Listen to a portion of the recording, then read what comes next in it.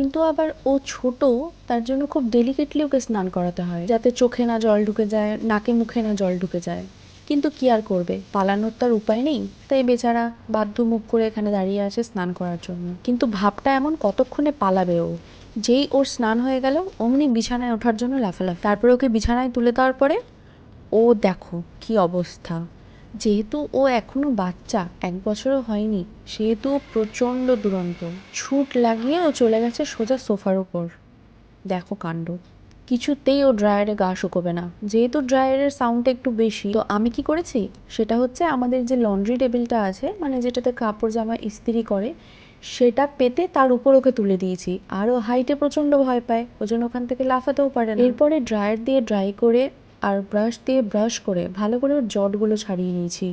কারণ কি, ওর লোমগুলো একটু অন্যরকম, মানে একটু পাতলা, খুব তাড়াতাড়ি ট্যাঙ্গেল হয়ে যায়। সেজন্য যদি স্নান করানোর পরে ওর লোমগুলো না আঁচড়ে দিই, তাহলে পুরো জট পাকিয়ে যাবে। কিন্তু ব্রুনোর সেই সমস্যাটা নেই, ওর লোমগুলো ট্যাঙ্গেল হয় না। ব্রুনোর আবার প্রচণ্ড শেডিং হয়, সেজন্য ওর দুজনেরই লোম আঁচড়ানো খুব দরকার।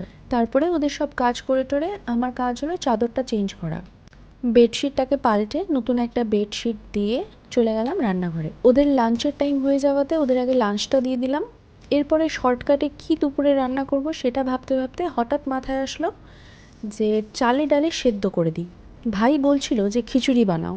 আমি বললাম যে না, এত গরমে খিচুড়ি খাস না, আরও গরম লাগবে। এখানে চালের সাথে 3-4 রকম ডাল মিশিয়ে, তার সাথে একটু আলু দিয়ে আর পরিমাণ মতো লবণ দিয়ে 2টো প্রেসারের সিটি দিলেই রেডি।